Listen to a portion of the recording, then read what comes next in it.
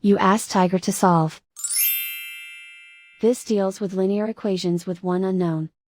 The final result is y equals 6. Let's solve it step by step. Simplify the expression. Expand the parentheses. Multiply the coefficients. Simplify the arithmetic. Group all constants on the right side of the equation. Add 12 to both sides. Simplify the arithmetic.